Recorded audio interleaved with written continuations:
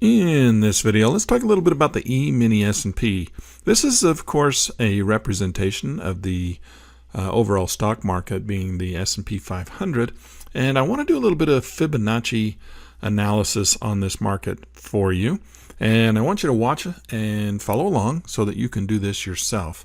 Now, I want to show you a number of things that are happening in this market. All right.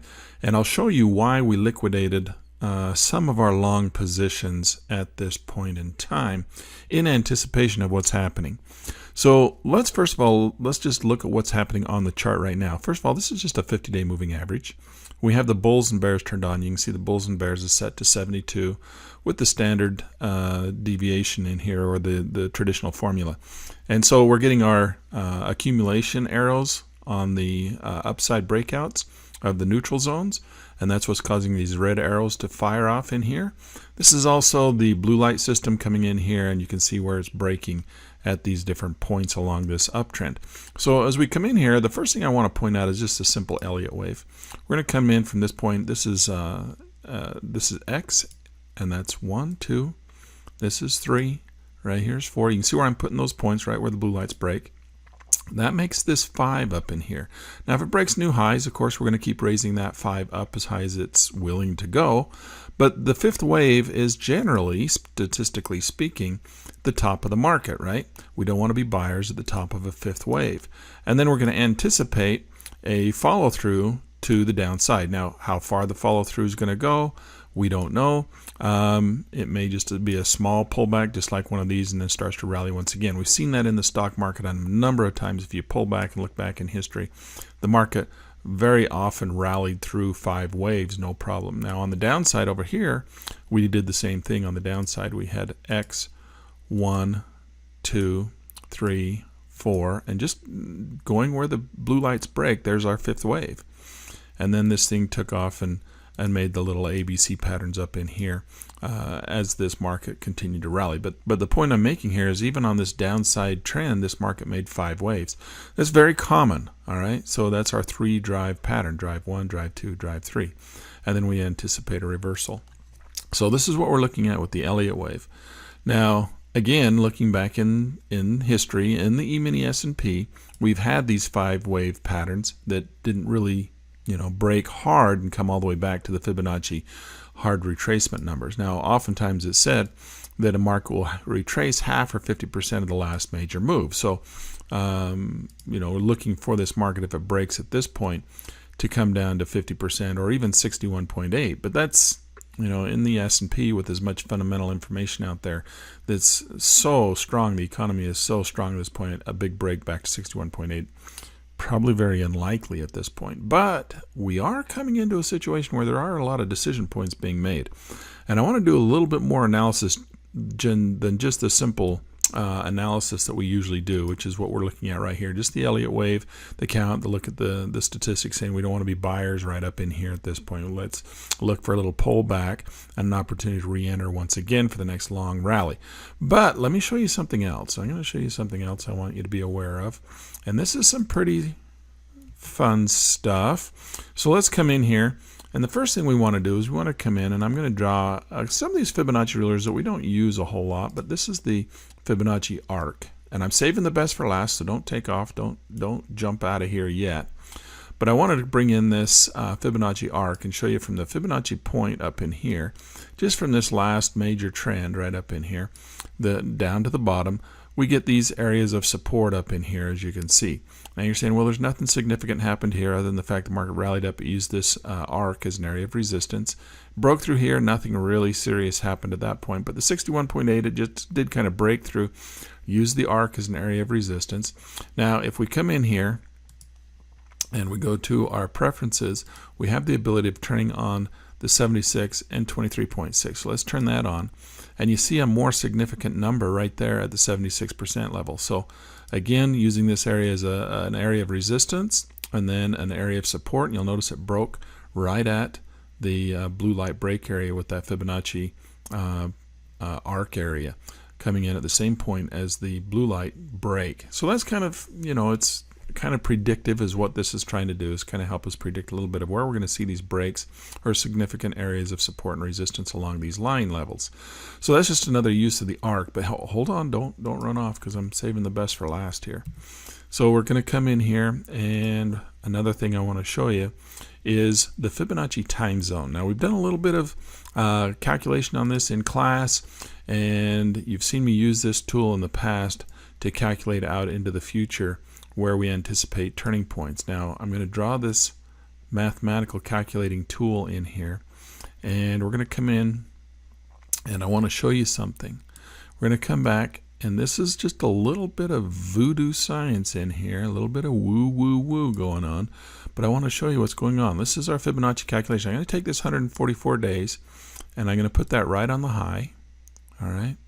And you can see where it predicted the next leg, 144.89, almost within 1 bar of the bottom of this trend, all right? So let's come in, and let's bring this down, make this a little bit more significant. We're going to come that down. And I'm going to adjust it just a little bit. I'm going to take this 89th day, and I'm going to put it right on the bottom, which is just bringing it over here 2 points. You can see right up here, that's right where the arrow of the bulls and bears broke. So that's our arrow. So we put the 144 day right on the arrow of the bulls and bears, which comes right out and predicts the 89th day right on the bottom. Okay? All right, I know, a little voodoo science there. You're going do. Now we're coming out a little bit further. This is the 55 day. This is the Fibonacci projection off of that first 89-day count. Nothing significant really happened in here. In fact, we got our break right up here, right almost dead center between those two numbers. We come down, the market started to rally once again. We got kind of a little break in here at the 34-day pullback, and the rally's coming up, and look what's coming in here. This is kind of significant. As this thing starts coming into these smaller numbers, this is kind of a decision point. And if you go back and do this on a number of different charts, you're going to see kind of the same pattern. And this is kind of starts to become significant. And you're like, okay, what's going on here? So we're going to just kind of draw a little circle in here, all right? We're going to say this is kind of a significant time zone right in here. What's happening at this time? Why would this market be peaking out? Now, remember, we've already established that we're the top of the fifth wave of an Elliott wave right up in here. So, again, these numbers are all corresponding, and it's all the correspondence of all this mathematics, that this geometry that brings this together. All right, so we're going to come in here. I'm going to bring the RAF in here just real quick, and I'm just going to draw the RAF in there, and we're going to project out into the RAF, again, right out into that circle, from this last previous trend up into there. Okay, now let's come in here with our 1, 2, 3 Fibonacci projection tool. And I'm going to go from the very low of this point here up to this peak, this first break. This is the pullback on that. And you can see our 6176.4 is right up in this region.